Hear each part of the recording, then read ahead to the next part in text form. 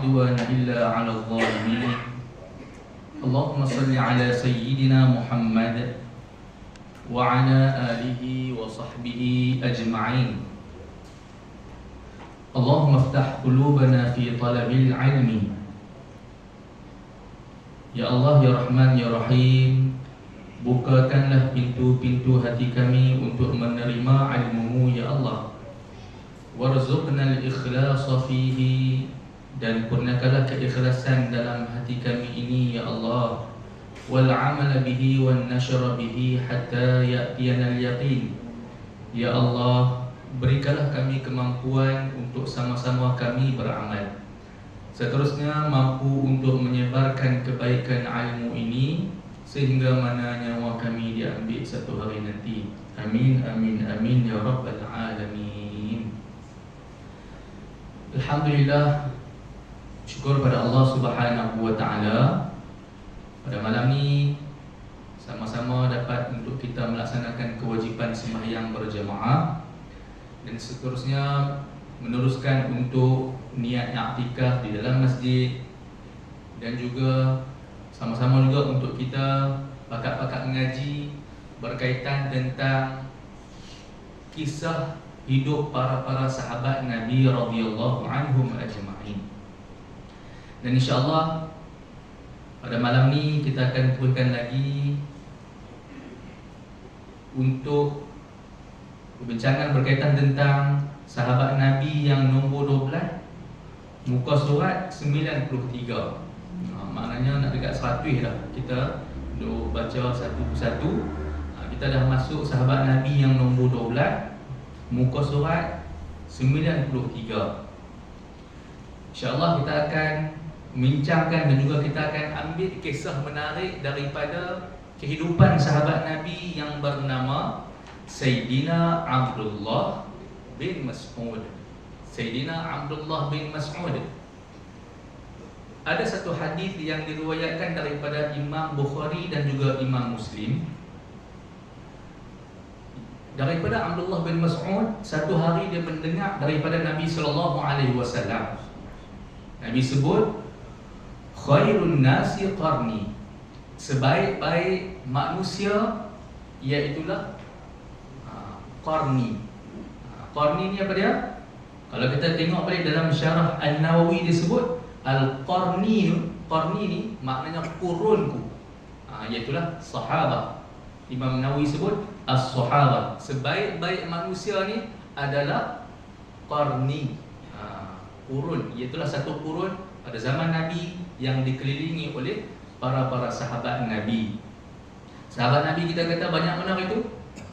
Ada yang sebut 114,000, ada yang sampai 124,000 orang. Itu antara sebaik-baik manusia. Tsummal ladzina yalunahum, kemudian mereka yang mengikuti para sahabat tu.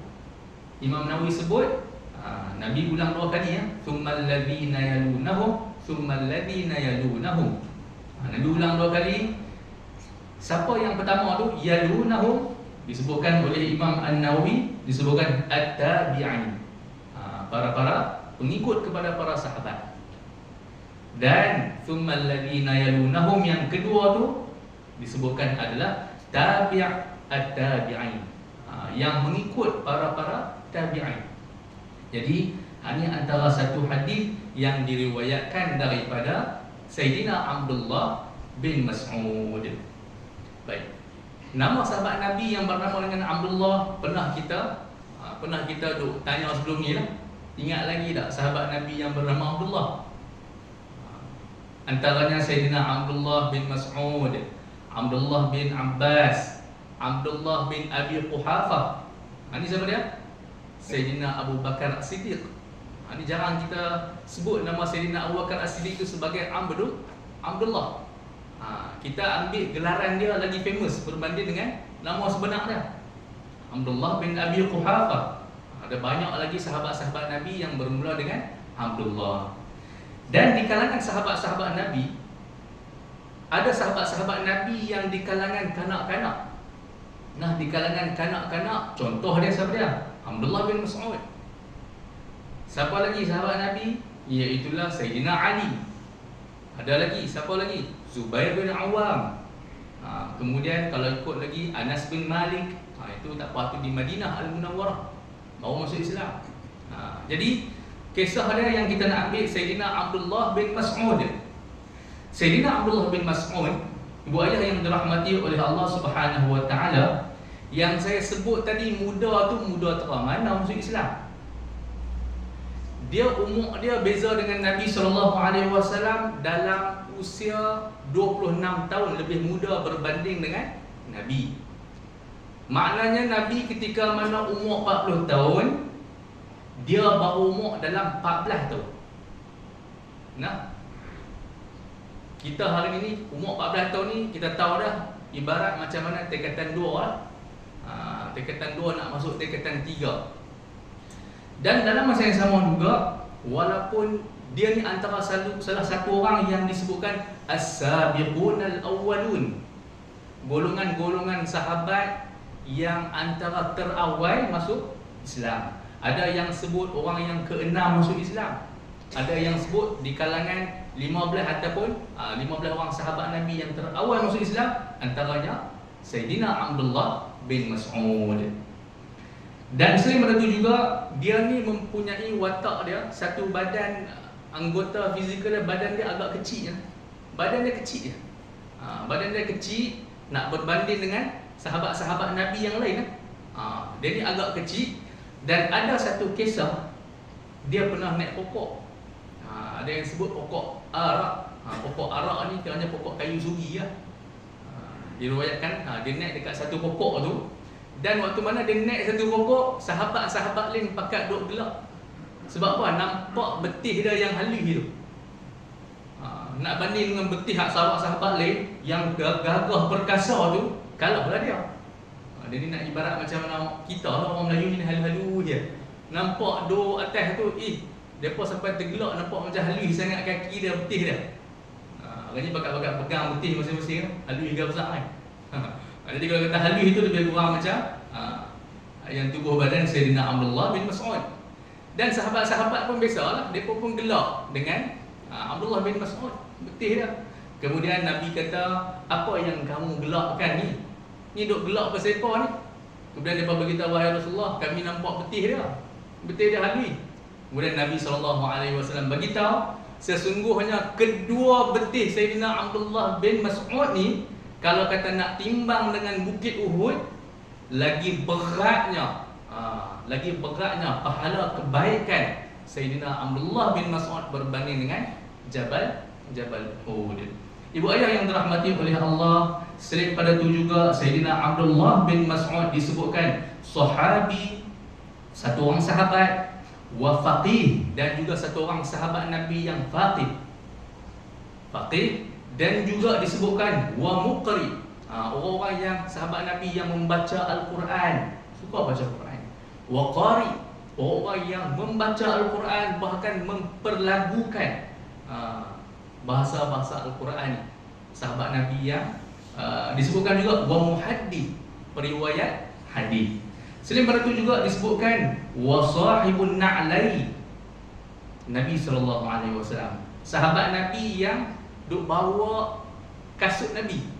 Pergi di mana pun Nabi nak buka kasut, ketika mana Nabi buka, dialah ambil, dialah pergi simpan. Ketika mana Nabi nak pakai, dialah pergi letak dulu. Bahkan disebutkan sahibu siwakihi, sahabat Nabi yang duk bawa siwak Nabi SAW. Dan dia juga antara sahabat yang pernah pergi berhijrah 2 kali.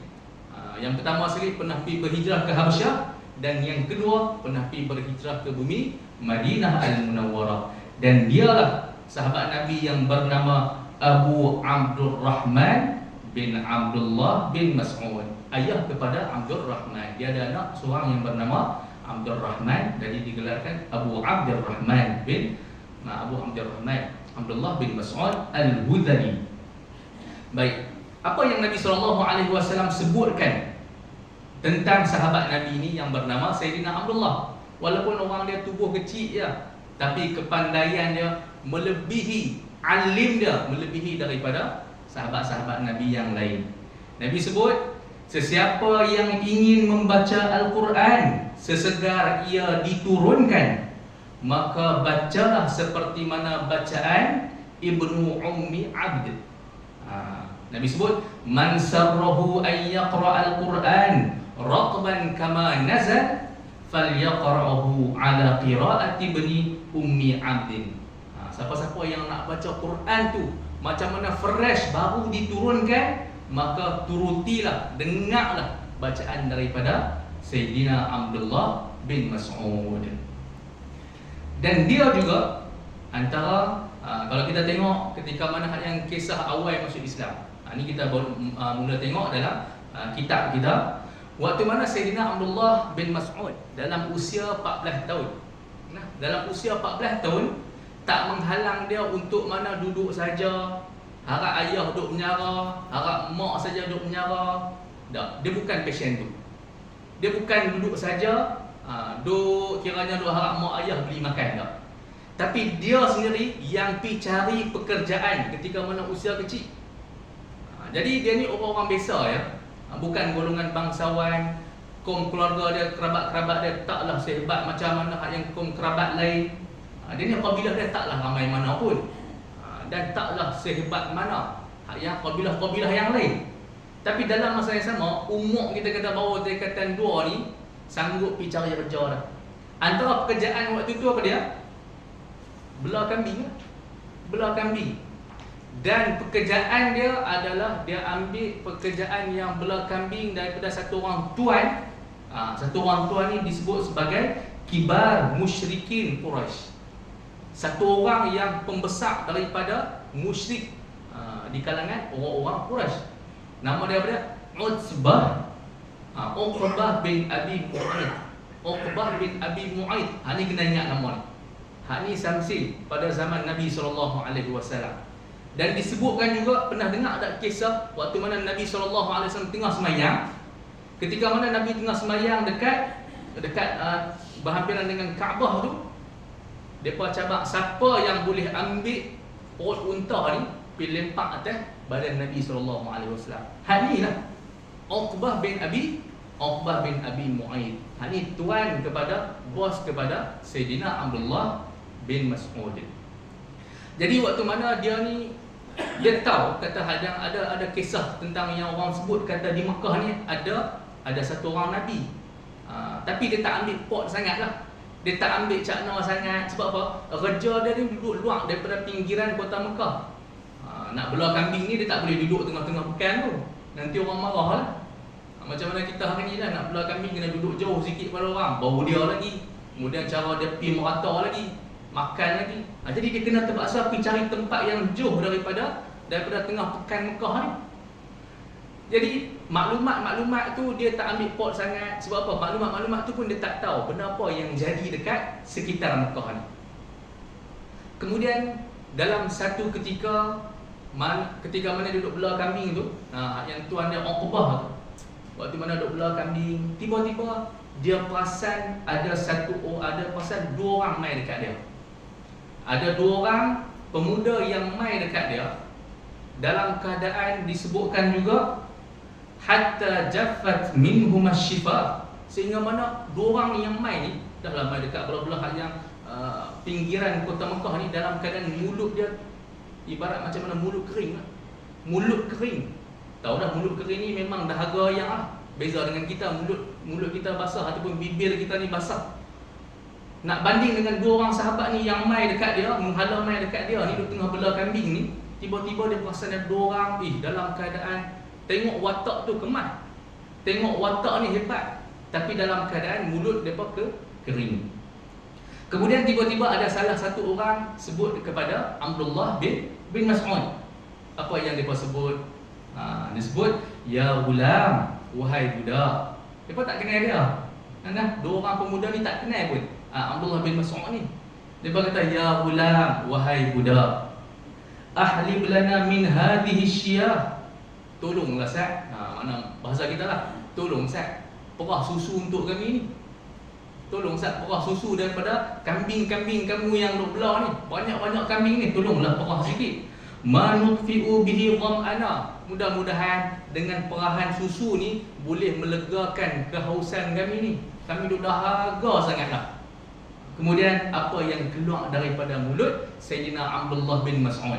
Ni waktu ni dah lagi budak. Dalam keadaan dia ni bukan Islam lagi. Apa yang keluar daripada mulut Sayyidina Abdullah bin Mas'ud, dia beritahu, la af'al. Aku takkan buat. Tak boleh. La af'al. Aku tak boleh buat macam ni. Dia kata, fal ghanamu laysat li. Kambing-kambing ni walaupun banyak ni bukan hak milik aku. Bukan kepunyaan saya. Wa ana 'alaiha mu'taminun. Sedangkan aku hanya sebagai pemegang amanah. Aku ni pekerja saja. Aku ni pemegang amanah ya. Aku tak boleh nak bagi manfaat daripada susu kambing ni kepada hangpa dua orang. Ni walaupun dia ni kecil, walaupun dia ni bukan Islam, tapi kita kata ihsan sudah ada dah dalam diri dia. Kemudian salah seorang daripada orang pemuda yang dahaga sangat ni, kalau boleh nak minum ni, bagi tahu boleh tak? Wahai budak, dulluni ala syatin. Tolong Ustaz, tunjuk dekat kami ni kambing-kambing di kalangan banyak kambing ni, cari Ustaz satu kambing yang tak menikah lagi, kambing betina yang tak mengawal lagi. Maknanya tak ada susu. Kambing yang anak dara lah. Jadi waktu tu hak budak ni pun Sayyidina Abdullah bin Mas'ud pun tunjuklah daripada bawahnya ni, dia nampak satu ekor kambing ni. Kemudian dah lepas mana dia tunjuk betul, kemudian hak pemuda ni pun pergi pegang. Daripada dua orang ni, dua orang pemuda yang dahaga ni pergi pegang, kemudian baca pemuda tu pegang dekat kantung susu. Kat kantung susu kambing yang kita kata kambing yang anak dara ni, pada adatnya memang tak ada susu lah. Dia pegang dekat situ, kemudian dibaca bismillah. Waktu mana pegang baca bismillah, tiba-tiba takdir Allah Subhanahu wa taala, Sayyidina Abdullah bin Mas'ud dia nampak dengan mata kepala dia hak yang kambing dia dekat kambing betina tu yang tak ada susu, tiba-tiba dipenuhi dengan susu. Dia kembung, maknanya tandanya ada susu. Lah kali Abdullah bin Mas'ud ni pun heran. Pasal apa hak yang tiba-tiba hak yang kambing bujang ni, kambing hak betina ni, hak boleh ada susu. Dalam sekelip mata, tiba-tiba hak yang tu boleh jadi kantung dia penuh dengan susu. Dan dalam masa yang sama, ada satu orang sahabat lagi pergi cari bekas. Bekas tu mana nak ada macam kita ni, senang kita nak cari bekas kan. Kemudian hak seorang sahabat lagi ni pun, dia yang seorang pemuda lagi pun, dia pergi ambil satu ketui batu. Dan ketui batu tu adalah lopak sikit. Adalah ketui batu ni dia ada lekuk kan. Jadi lekuk tu lah ibarat buat macam pinggan, buat macam mangkuk apa nak minum. Jadi diperahlah susu. Perah, minum. Yang pertama. Kemudian minum hak yang kawan dia yang kedua, dan diberi minum kepada Abdullah bin Mas'ud. Abdullah bin Mas'ud pun tumpang sekali lah. Dia pun minum juga. Sebab apa? Pada adatnya tak boleh. Pada adatnya hanya tak ada susu pun. Tapi dengan ajaib dia kata, benar apa silap mata ni? Tiba-tiba ada susu pula kambing ni. Jadi dia pun tumpang sekali lah. Lepas mana minum sampai kenyang, kemudian apa yang dibaca, satu orang yang mana yang baca bismillah tadi, dia beritahu, kecutlah wahai perut yang kantung susu tu dekat perut kambing tu. Dia kata inqabid, kecutlah. Duk lama hak yang daripada kembung tu dia jadi kecut, jadi macam sedia kala. Jadi ketika itulah ada yang Sayyidina Abdullah bin Mas'ud disebut, dia kata boleh tak alimni min hadzal qaul, boleh tak ajar saya perkataan yang hangpa baca tadi? Yang baca tadi tu boleh tak ajar kat saya tadi? Perkataan bismillah tadi tu kan? Bismillah. Boleh tak ajar kat saya? Kemudian laki satu orang yang baca bismillah tadi dia sebut, dia kata innaka ghulamun muallim. Innaka ghulamun muallamun. Sesungguhnya kamu ni sebenarnya budak yang terpelajar, budak cerdik. Nah, budak yang kita kata yang beza dengan orang lain lah. Tahu tak siapa dua orang ni? Dua orang yang dahaga bibir mereka ni sampai bekah ni kita sebut, kering ni, adalah Nabi Muhammad sallallahu alaihi wasallam dan juga sahabat dia yang karib, iaitu Sayyidina Abdullah bin Abi Quhafah, Sayyidina Abu Bakar As-Siddiq lah. Dua-dua orang ni. Sebab itulah bermula daripada kisah tu jatuh cintanya Sayyidina Abdullah bin Mas'ud terhadap kedua-dua orang sahabat Nabi. Kedua-dua orang Nabi dan juga Sayyidina Abu Bakar As-Siddiq. Baik, ibu ayah yang dirahmati oleh Allah Subhanahu wa taala, daripada kisah tu maknanya dia buat ketusan selepas mana dia mendengar daripada Nabi, dia nampak wajah Nabi yang segak, dia nampak pula wajah Sayyidina Abu Bakar As-Siddiq yang segak, dengan penuh adab, dengan penuh wibawanya, dengan cakap lemah lembut dan sebagainya. Waktu itulah dia mula, hati dia dah mula tertaut dengan Nabi. Dan selepas daripada itulah Nabi ajarkan dia tentang Islam, dan dia mengaku untuk masuk ke dalam agama Islam. Dia mengucap syahadah. Dan selepas itu dia tinggal lah kerja dia. Dia tak tolong dah yang tuan dia yang lama, bos yang lama. Lah ni dia dah ada bos baru. Siapa bos dia? Adalah Nabi Muhammad sallallahu alaihi wasallam. Daripada usia 14 tahun, cuba kita tengok orang yang dah biasa buat kerja dah. Orang yang dah biasa buat kerja dah, pi pagi, balik malam, dan sampai satu masa dia dah isytihad dah masuk Islam. Dia beritahu, wahai Rasulullah, hari ini aku akan menjadi khadam kamu. Aku akan jadi pembantu kamu. Maka Nabi SAW pun izinlah. Nabi SAW pun izin. Maknanya hari ini dia dah jadi dah pegawai khas kepada Nabi SAW. Maknanya hari ini bab-bab kerja tu dia dah biasa buat dah. Kerja lagi teruk daripada tu biasa buat dah. Jadi antara kelebihan yang Sayyidina Abdullah bin Mas'ud dapat ketika mana usia kecil dan payah dapat dekat sahabat-sahabat yang lain, apa dia yang dia pernah buat? Dia ni diibaratkan seperti mana bayang-bayang yang duk ikut tuannya. Maknanya kat mana Nabi pergi, dekat situ dia ada. Dan disebutkan juga kalau kata sama ada Nabi duduk di rumah, dia pun ada. Sama ada Nabi keluar pergi musafir, Nabi pergi berjalan di mana pun, dia duk ikut Nabi SAW. Bahkan kalaulah hari ni Nabi SAW tidur, dialah yang bertanggungjawab untuk pergi gerak Nabi. Mungkin Nabi beritahu, kejutkan aku sekian-sekian waktu, maka dia yang lagi jaga awal, dan dia pergi gerak Nabi SAW tepat pada waktu dia. Dan ketika mana Nabi nak mandi, dialah juga menabirkan ataupun jadi tukang yang pemegang tirai Nabi SAW. Ketika mana Nabi nak mandi, waktu mana Nabi nak pakai kasut, dialah ambil sandal Nabi yang mulia tu, letakkan dekat tempat yang sesuai, Nabi keluar pakai. Dan ketika mana Nabi balik, dialah yang buka, dan dia pula yang pergi letak dekat tempat dia.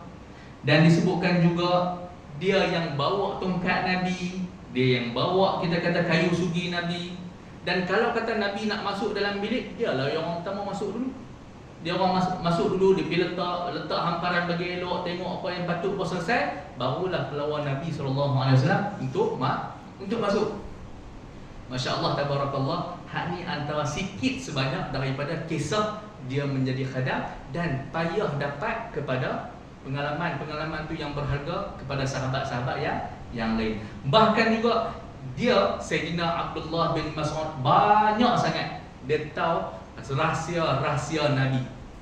Dan digelarkan juga bisahibis sirri Rasulullah SAW, dengan sahabat yang mana yang menyimpan rahsia. Sebelum ni yang kita tahu yang penyimpan rahsia Nabi tu Hudzaifah kan. Kemudian ini antara yang kita kena tahu juga, itulah Sayyidina Abdullah bin Mas'ud. Baik, selain daripada itu juga, apa yang kita nak ambil, kalaulah nak tengok antara didikan Nabi dan sahabat-sahabat Nabi pun tahu dah, orang yang mana paling hampir watak dia, sifat dia, akhlak dia, cakapan dia hampir macam mana Nabi SAW adalah Sayyidina Abdullah bin Mas'ud. Disebutkan juga, innahu aqrabun nasi ila Rasulillah, sesungguhnya dia ni orang yang paling hampir mengikuti semua peribadi Nabi. Hadiyan wasamdan, kiranya sama ada di sudut kita kata yang paling mirip dengan perilaku dan juga sifat dan juga khuluq akhlak Nabi SAW. Hak ni dari segi satu bab. Dan kalau kata bab ilmu dia pula, nak kata hak tadi cerita bab dia kerja khidmat dengan Nabi, hak tu pun dah perfect dah, hak tu pun dah kemas dah. Dan kalau kata dari sudut kealiman dia pula, alimnya dia ni sampai mana disebutkan afsahu bil Quran, sahabat Nabi yang paling fasih baca Al-Quran seperti mana diturunkan, seperti mana dibacakan oleh Nabi sallallahu alaihi wasallam. Dan dia juga antara sahabat yang Nabi sallallahu alaihi wasallam afqah, yang paling faqih, yang faqih berbanding dengan sahabat-sahabat Nabi yang lain. Maknanya dia faqih ni, dia faham ilmu ta'wil, menafsirkan ilmu Al-Quran. Dia tahu. Bahkan disebutkan juga yang paling arif dengan syariat Allah Subhanahu wa taala. Satu hari, ini kisah. Ketika mana Sayyidina Abdullah bin Mas'ud, antara kerja dia, tugasan Abdullah bin Mas'ud, dia juga pernah menjadi qadhi dekat Kufah, Iraq.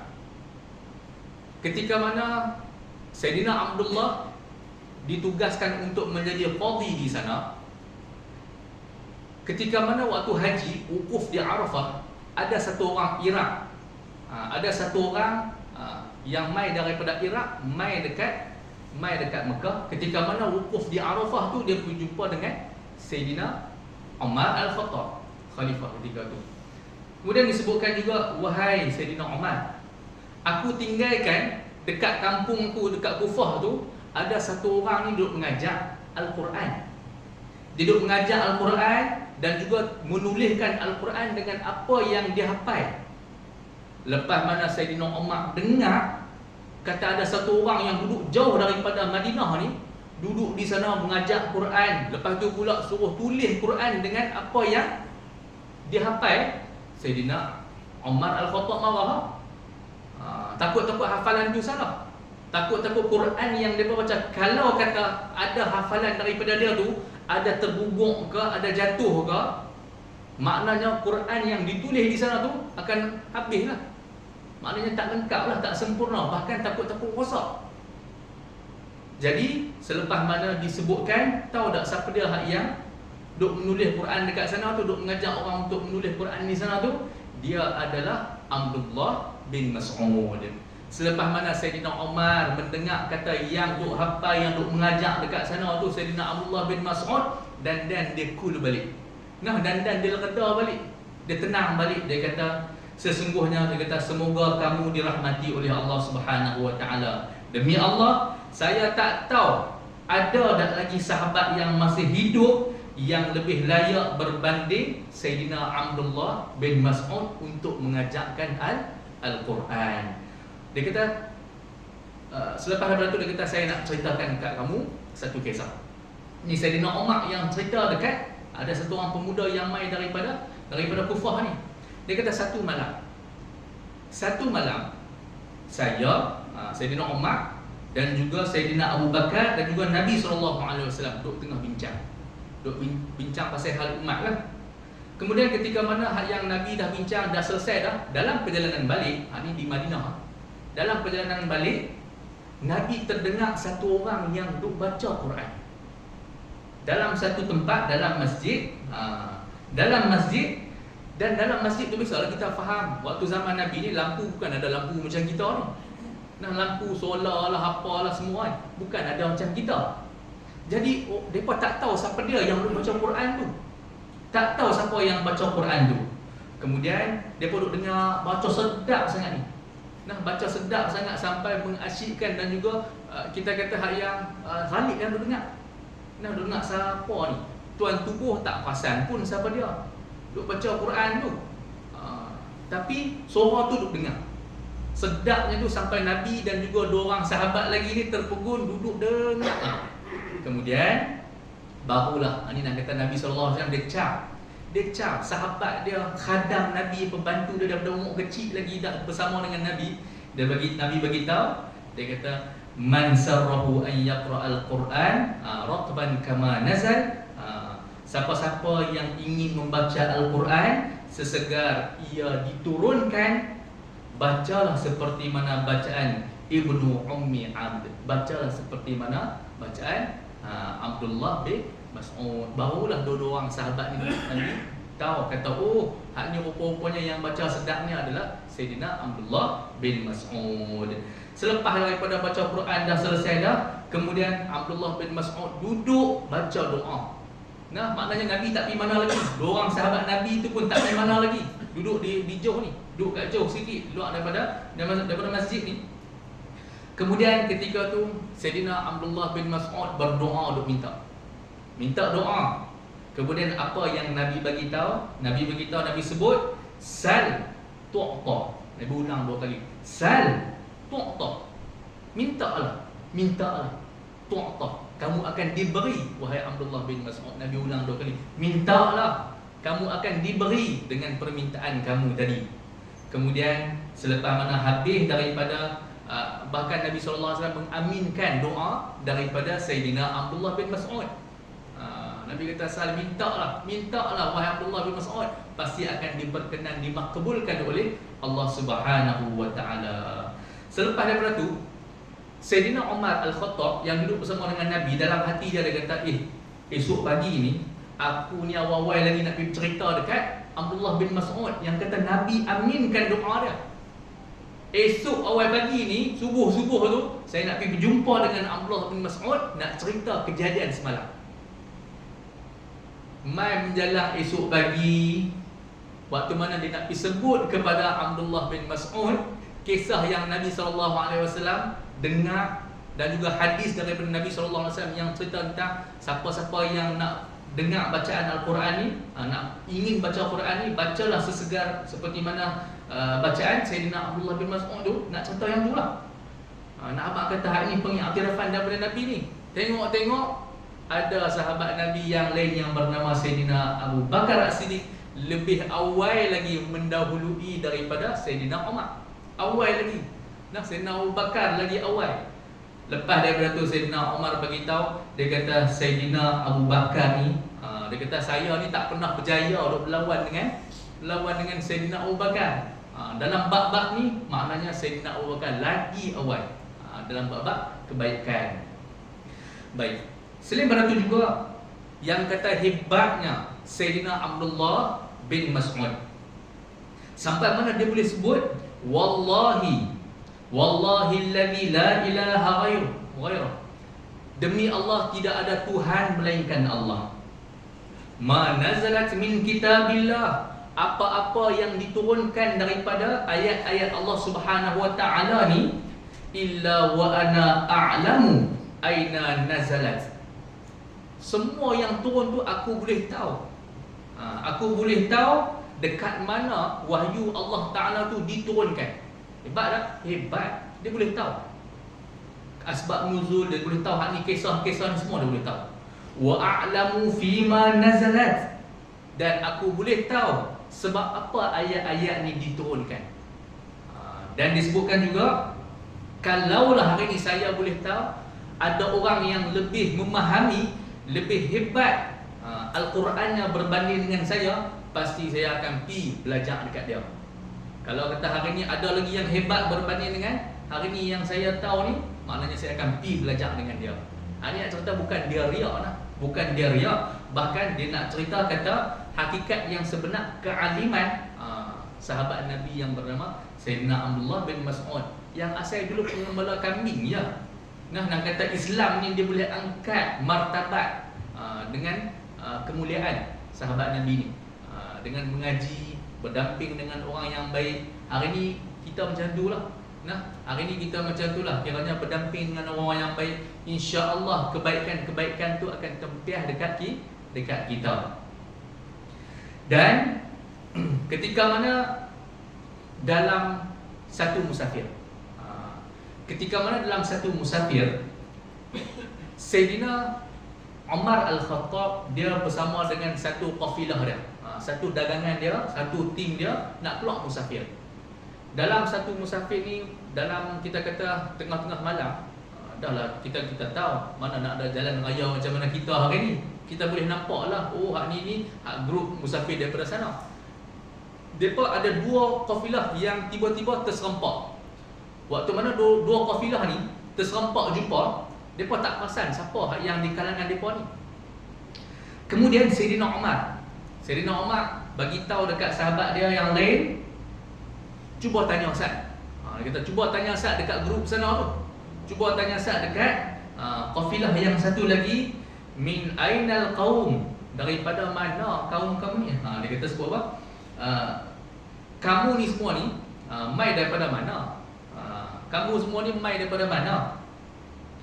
Kemudian tiba-tiba daripada satu kelompok lagi ni jawab balas. Ibarat kita ni macam jawab soal menyoal lah. Jawab pantun lah, jawab soal menyoal ni. Dia sebut Fajjil Amiq. Sayyidina Abdullah bin Abbas, Sayyidina Abdullah bin Mas'ud jawab lah, min Fajjin Amiq.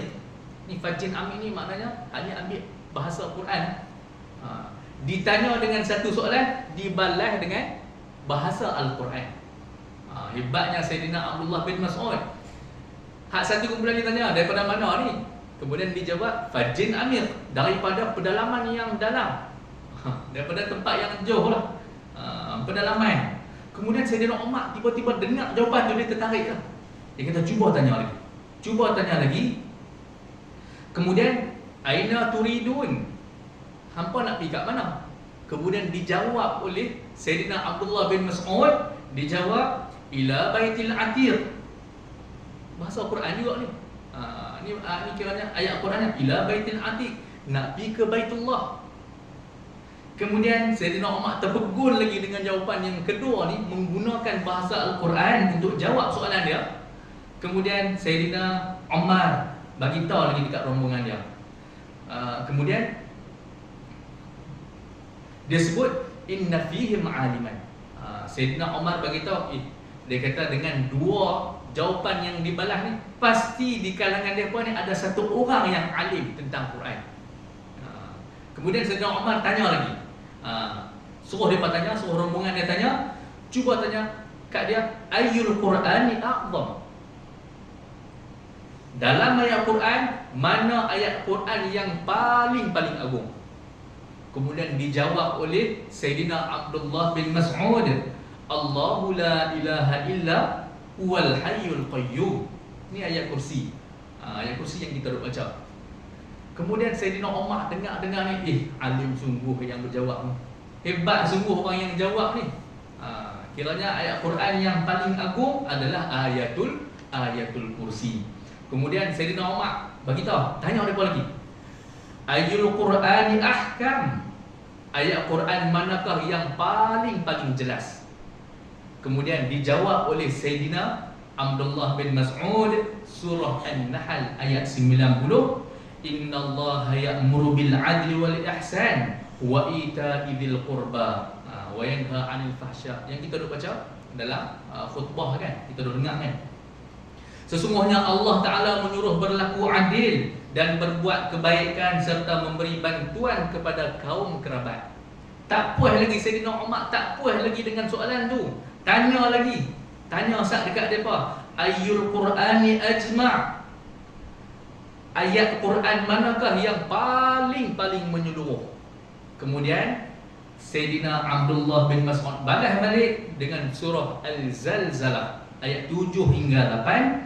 Faman ya'mal mithqala dzarratin khairan yarah wa man ya'mal mithqala dzarratin syarran yarah. Ni ayat Quran yang paling menyeluruh adalah maka sesiapa yang buat kebaikan seberat zarrah, maka dia akan dilihat dalam suratan amalnya, dan barang sesiapa yang berbuat kejahatan seberat zarrah, nescaya akan dilihat dalam suratan amalnya. Baik. Lepas pada tu Sayyidina Umar bagi tahu, tanya lagi, ayat Quran manakah yang paling akhwaf, paling menggerunkan? Kemudian dijawab oleh Sayyidina Abdullah bin Mas'ud dalam surah An-Nisa ayat 123, laisa bi amaniyikum wala amaniyi ahlil kitab man ya'mal su'an yujza bihi wala yajid lahu min dunillahi waliyyan wala nasira.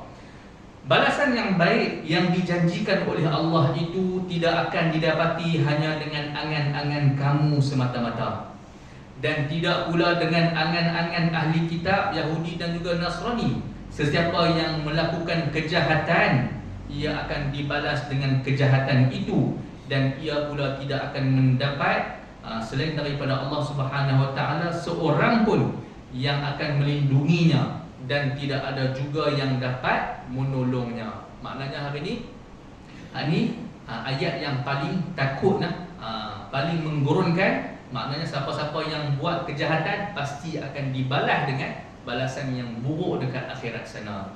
Kemudian Sayyidina Umar tak puas hati lagi, tanya lagi. Nadihim, tanya mereka lagi, ayyul Qur'ani arja? Mana ayat Quran yang paling kiranya membangkitkan rasa berharap kepada Allah Subhanahu Wa Taala? Sayyidina Abdullah bin Mas'ud jawab lagi dalam surah Az-Zumar ayat 53. Qul ya ibadiyalladzina asrafu ala anfusihim la taqnatu mir rahmatillah. Jangan kita berputus asa dengan rahmat Allah Subhanahu Wa Taala. Jangan putus asa. Innallaha yaghfiru dzunuba jami'a. Allah Taala akan hapuskan, ampunkan dosa-dosa keseluruhannya. Innahu huwal ghafurur rahim. Sesungguhnya Allah Taala Maha Pengampun lagi Maha Mengasihani. Kemudian antara soalan yang terakhir daripada Sayyidina Umar Al-Khattab kepada rombongan yang satu lagi, selepas mana dia terpekun dengan jawapan balas semua menggunakan ayat-ayat suci Quran ni, maknanya memang ada orang alim dekat satu rombongan satu lagi ni. Jadi pertanyaan yang terakhir, kata Sayyidina Umar, tanyakan kepada mereka, nadihim afikum Abdullah bin Mas'ud, adakah di kalangan hampa ni ada yang bernama Abdullah bin Mas'ud? Kemudian barulah dijawab, Allahumma na'am, ya, bersama dengan kami Abdullah bin Mas'ud. Ini yang kata hebatnya Sayyidina Abdullah bin Mas'ud, ibarat kita kata Al-Quran yang bergerak mengamalkan dari boleh kata Al-Quran dekat mana pun. Yang kata faqih ni dia menggunakan pada satu tempat yang diperlukan.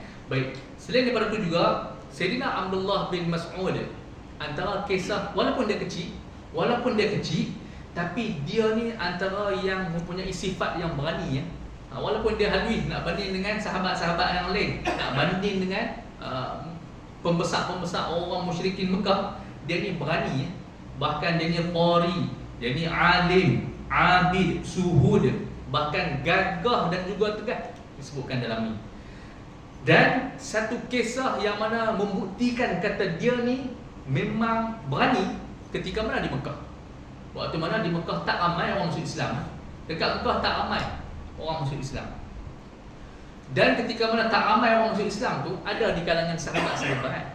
Nah, di kalangan sahabat-sahabat ni mereka beritahu, ibarat macam ni lah, hak mereka ni tak mau nak ikut kita ni, mungkin sebab mereka ni tak pernah dengar Quran pun. Nah, waktu tu nak baca Quran darah-darah tak boleh. Di kalangan sahabat macam tu lah. Dia kata mungkin mereka ni tak pernah dengar lagi Quran. Adakah di kalangan kita ni ada siapa-siapa yang berani pergi baca asal kat mereka ni Quran, bagi mereka dengar sedang Quran, bahasa Quran ni? Kemudian daripada ramai-ramai sahabat, siapa yang berani? Waktu tu Sayyidina Abdullah bin Mas'ud lah yang berani. Dia kata, aku boleh pendengarkan bacaan Quran dekat mereka ni. Ni kiranya tu yang Nabi SAW sebutkan, dia ni orang yang awal yang menjaharkan, menzahirkan bacaan, melantangkan bacaan Al-Quran selepas mana daripada Nabi SAW. Dia orang yang melantangkan bacaan Quran selepas daripada Nabi di kota Mekah. Jadi dia beritahu, wahai Sayyidina Abdullah bin Mas'ud, hang ni apabila hang tak ramai mana, takut-takut hang pi nanti ni tiba-tiba kena labuh dengan depa ya. Hang kecil tak boleh macam tu, kena cari orang lain. Orang lain bakat-bakat tak boleh. Dia kata dia semangat, dia nak pi juga. Kemudian dia buat keputusan, dia pi. Dia pi duduk dekat hijir, belah kawasan hijir Maqam Ibrahim. Dekat belah Maqam Ibrahim kan. Waktu kita tawaf tu ada hanya Maqam Ibrahim tu, dia pi duduk kawasan tu. Kawasan tu memang lubuk dah orang kafir Quraisy duduk dekat situ. Dia pi dia baca Bismillahirrahmanirrahim. Ar-Rahman 'allamal Qur'an, khalaqal insan 'allamahul bayan. Surah Ar-Rahman. Tak ada nak habis baca lagi, tiba-tiba hak apa-apa Arab, hak yang duduk sekeliling tu, hak yang kafir Quraisy, depa dengar-dengar, bahasa apa ni yang Ummi Abd duk baca ni? Dia ni baca apa ni? Dalam kali depa perasan. Depa kata taballahu, celaka betul dia ni. Innahu yatlu ba'du ma ja'a bihi Muhammad. Sesungguhnya dia ni mesti baca apa yang disampaikan oleh Muhammad. Kemudian depa ni hak mana yang duk ada bibir labuh dah sampai mana luka habis parah muka-muka dia. Nah, dia dah kecil. Kemudian hak yang dua pakat-pakat main melengkong dia pergi tabuh, dia tahulah tabuh Arab tu macam mana kan. Badan depa besar, dia ni halus dia. Kemudian baliklah dia dalam keadaan luka parah. Sahabat-sahabat ni pun bagi tahulah, dia kata, hak ni lah kami tak bagi kamu duk pi ni. Kami habaq dah, jangan duk pi, nanti jadi masalah. Kalau kata bagi hak mana sahabat-sahabat Nabi yang besar ni, maknanya mereka nak buat pun tak berani lah, sebab mereka ni ada backup kabilah kuat. Tapi dah dia semangat nak pi, dia kata biar pi. Kalau kata hampa nak aku pi juga pendengarkan baca Quran dekat mereka esok, nescaya esok pagi aku akan pi. Berani ni. Padahal dia kena lah dengan luka dia pada cukup lah. Tak payah dah. Memang hati mereka ni tertutup dah, tak mau dengar. Walaupun bahasa Quran ni hebat, mereka tak mau dah. Jadi selepas daripada tu lah, kalau kita tengok selesai yang kisah tu, dan antara kisah-kisah yang lain dalam kitab ni juga, dalam muka surat 101, ni antara kisah yang terakhir dalam kitab ni. Pada zaman Sayyidina Uthman, pada zaman Sayyidina Uthman, ketika mana Sayyidina Abdullah bin Mas'ud nak meninggal dunia. Ketika mana dia nak meninggal dunia, ketika mana usia 57 tahun. Hari ni ada orang umur 57 tahun, ni nak lebih kurang usia Sayyidina Abdullah bin Mas'ud.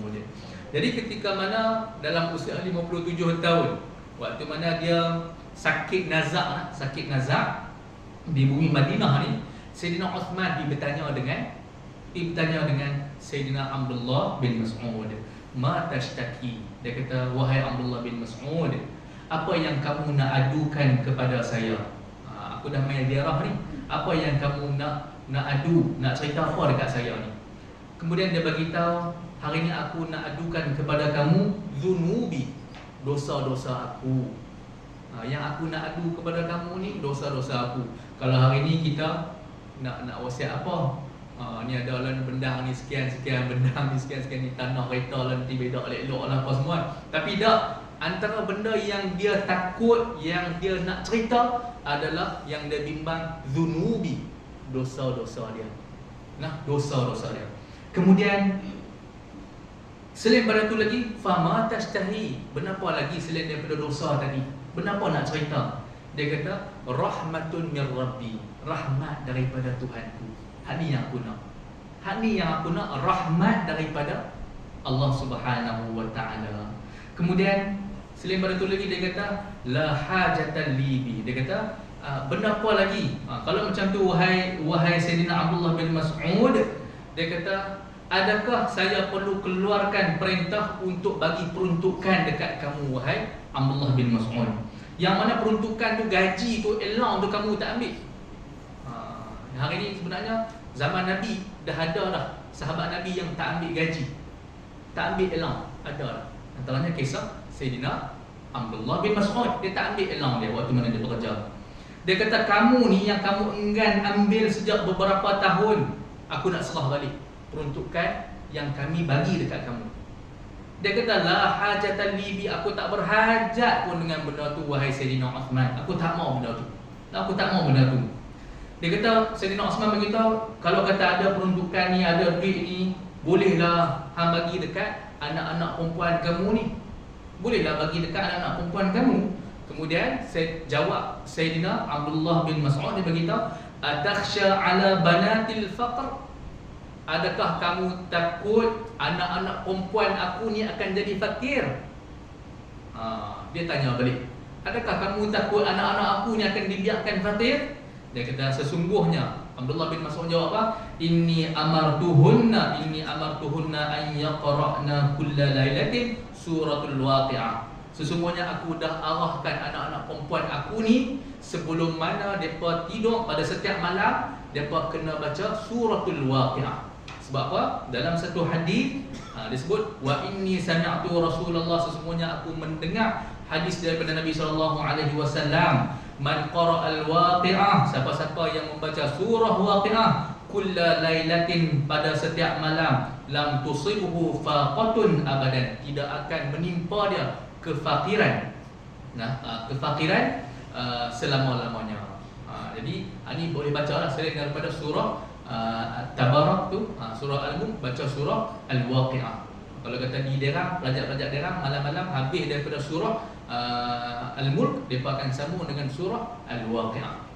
Jadi waktu mana malam, pada malam tu dah selesai dah dia dengan Sayyidina Abdullah bin Mas'ud, selesai dah sembang dengan Sayyidina Uthman. Pada malam tu wafatnya Sayyidina Abdullah bin Mas'ud, yang mana dalam keadaan lidahnya basah dengan zikrullah dan alunan ayat-ayat merdu, ayat Al-Quran. Jadi ketika mana yang dia wafat, jenazah dia disembahyangkan, antaranya Zubair bin Awam. Zubair bin Awam antara sahabat-sahabat yang seusia dengan dia lah, maksud lebih kurang umur ketika mana muda sama macam dia, dan dikebumikan dekat Baqiyah. Ni kalau kita pergi di Baqiyah tu, antara salah satu kubur yang ada dekat Madinah adalah kubur sahabat Nabi, khadam Nabi sallallahu alaihi wasallam yang bernama Sayyidina Abdullah bin Mas'ud. Baik, ibu ayah yang dirahmati oleh Allah Subhanahu wa taala, ini antara sikit sebanyak daripada kisah dia. Sebenarnya banyak lagi kisah sahabat Nabi yang disebutkan sahabiul jalil, yang agung lah, yang mulia. Dan antaranya kisah Nabi suka mendengar bacaan Al-Quran. Sahabat Nabi yang ditugaskan Nabi suka untuk mendengar bacaan Al-Quran dia adalah Sayyidina Abdullah bin Mas'ud.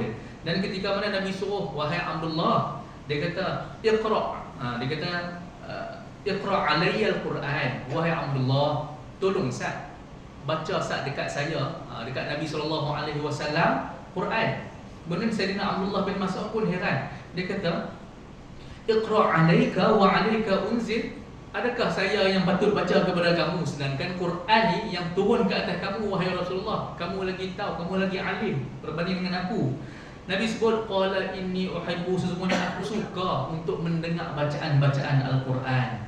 Dan ketika mana Sayyidina Abdullah bin Mas'ud membacakan surah An-Nisa dan sampai dekat satu ayat yang ke-41, fa kaifa idza ji'na min kulli ummatin bi syahid. Dan antara ayat ni sampai mana Nabi baca ayat ni, sampai mana Sayyidina Abdullah bin Mas'ud baca ayat ni, Nabi sallallahu alaihi wasallam memalingkan wajah Nabi, dan ketika tu Nabi sallallahu alaihi wasallam mengalirkan air mata. Nabi kata hasbuk, berhenti al-an, berhentilah ni. Sebab apa? Nabi sedih sangat-sangat. Sebab apa? Dan ketika mana antara maksud ayat tu, fa kaifa idza ji'na, bagaimana idza ji'na, apabila orang musyrikin, orang kafir ni didatangkan dekat akhirat nanti, min kulli ummatin bi syahid, bagi setiap umat tu ada penyaksi dia. Nabi SAW akan menjadi saksi di hadapan hamba-hamba yang membangkang lawan Nabi SAW. Waktu mana Nabi dengar ayat tu, benda tu akan dipersoalkan dekat akhirat kelak. Walaupun Nabi dah buat dah sebaik-baik mungkin dakwah dia, ketika mana Nabi dengar ayat ni, Nabi akan menjadi saksi terhadap umat dia. Nabi mengalirkan air mata. Jadi insya-Allah itu antara sikit sebanyak daripada kisah yang kita nak ambil pada malam ni. Dan insya-Allah perbanyakkan kita mendalami ilmu Quran. Bagi siapa-siapa yang mendalami ilmu Quran, yang faqih dalam ilmu Quran, pasti Allah Subhanahu wa taala akan mengangkat darajat dia. Jadi selain daripada itu juga sentiasalah kita berdamping dengan sahabat-sahabat yang baik, guru-guru, siapa-siapa yang baik kita berdamping, supaya mana dia boleh nasihat kita dan boleh tunjuk ajak kepada kita. Dan selain daripada itu juga apa yang kita boleh ambil daripada kisah ni, tentang kita kata yang keberanian para sahabat. Hari ni mungkin kita taklah sampai teratur, tapi kita buatlah sebaik mungkin amal ibadat. Dan antara yang kita perlu buat iaitulah sembahyang berjemaah, selawat ke atas Nabi, kemudian kita buatlah halaqah-halaqah ilmu, mengaji dan sebagainya. Penuhi halaqah-halaqah ilmu, dan insya-Allah daripada inilah yang kita akan mengikut jejak-jejak langkah daripada sahabat-sahabat Nabi yang mulia ini. Jadi insya-Allah pada bulan depan kita akan ambil pula muka surat 103 yang membicarakan tentang sahabat Nabi yang bernama Sayyidina Salman Al-Farisi. Aku qouli hadza wa astaghfirullah li wa lakum. Assalamualaikum warahmatullahi wabarakatuh.